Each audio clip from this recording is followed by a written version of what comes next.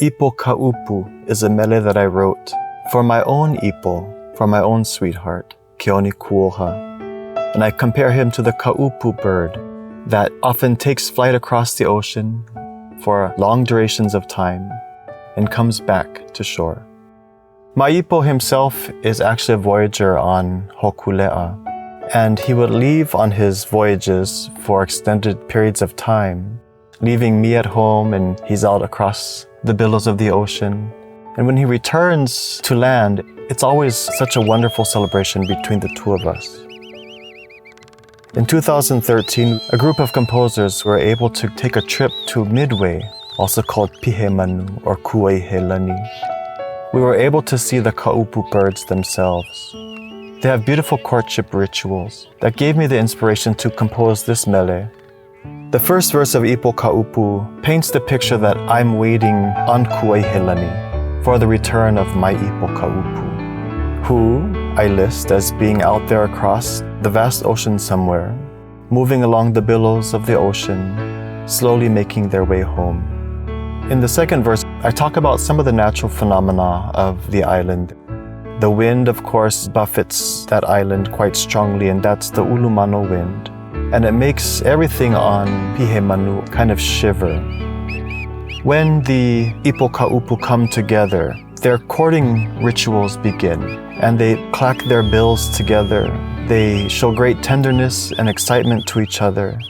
What I liken that to is when my Ipo himself comes back from his voyages. As soon as we see each other at the airport, we run to each other, and we embrace, and we push our noses together.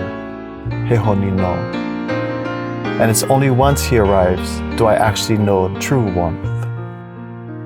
And even though there's strong bursts of wind that cause their feathers to ruffle, it doesn't even seem like it bothers the two Ipo once they come together again. The last verse of Ipo Kaʻupu talks about how in the courting rituals of the Kaʻupu birds, suddenly they'll duck their bills underneath one of their wings. And in the mele, I do include that phenomenon.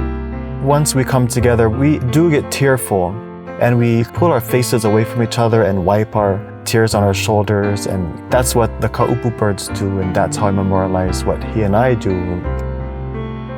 And it says that amongst the Piheamanu, the name of the island is Pihemanu, which means raucous of bird sounds.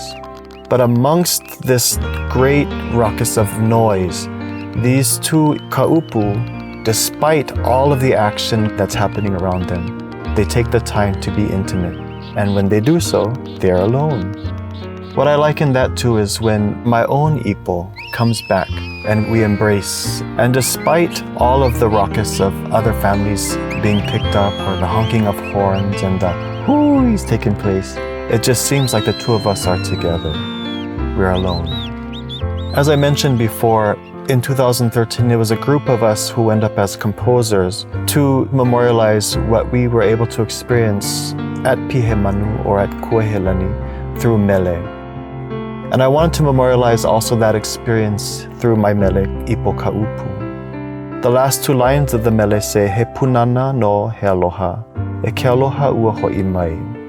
And if you're familiar with some of the songs that have recently been published from our trip there, you'll see the pilina between those mele and this mele here.